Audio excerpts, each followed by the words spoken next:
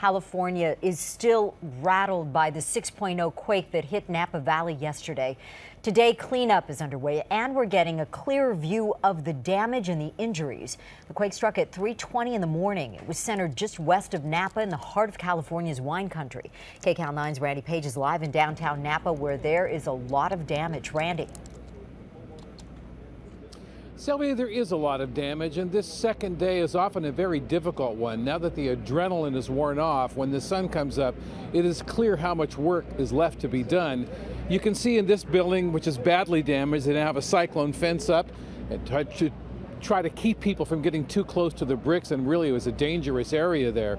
About 10 miles north of here at a mobile home park, there's a tremendous amount of work that has to be done. It is the day after at the Napa Valley Mobile Home Park, and for many here, the memory comes back like a reoccurring nightmare. I just heard a big bang, and I asked my wife, I says, what the heck happened? She says, earthquake. In the 13 years Mark Rhodes has lived here, he says he wasn't prepared for this. Everything was all in flames here. Everything was orange. You could all see it. Today, smoke still spirals from the ashes where 4 mobile homes once stood. George Alvarez says he remembers what the fire sounded like. You smell like smoke, and you heard like a... Alvarez is one of the lucky ones. His older mobile home was so close to the flames, he could nearly touch them. 30, 40 feet away, yeah. And this is just the beginning. Alvarez estimates 60% of the mobile homes here were knocked off their foundation. Steve, across the street, nailed. Pat, next door, nailed, flat to the ground. Napa City officials say 49 buildings are red tagged. No one will be allowed in until engineers declare them safe. More than 100 buildings are yellow tagged, which means they can be cleaned up, but they can't be inhabited until they too are deemed safe. In downtown Napa, signs of the damage are clearly visible. The actual cost of the 6.0 earthquake is not yet known. Many of the homeowners here do not have earthquake insurance. Some residents in the hard-hit mobile home park say they'll never come back. Others say they plan to stay. Mark Rhodes says he saw the man who owned this mobile home yesterday, staring at the ashes. I says, how you doing? He says, that's my house. I says, well, you can breathe, you can walk, you're okay. That's what counts.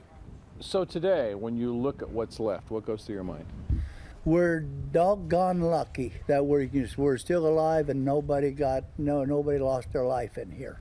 And this stuff is material, we can go ahead and replace it. There's a lot of things, sure, you can't replace from the past, but all we can do is look towards the future. You folks have a good day now.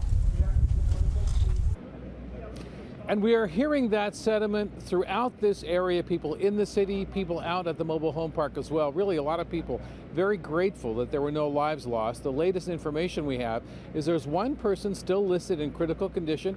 As far as we know, the rest of the people have been sent home. And now the hard work begins. But the people we've spoken to here in Napa, in every case, said they're ready to get started. Live in Napa, Randy Page, KCAL 9 News. Wow, so resilient. Randy, thank you. We know there have been a lot of aftershocks, more than 100. Have you felt any of those? You know, Caltech will tell us that there are aftershocks, but I have to tell you, we've been here for more than 24 hours. We haven't felt a single aftershock. I spoke to a resident here who said he felt one slight aftershock. A far different situation here than it was after the Northridge earthquake. As you may recall, that earthquake 20 times stronger than this one. We were feeling aftershocks for weeks afterwards, some very strong ones. But I can tell you, since we've been here, we've not felt a single one. All right, Randy Page reporting live.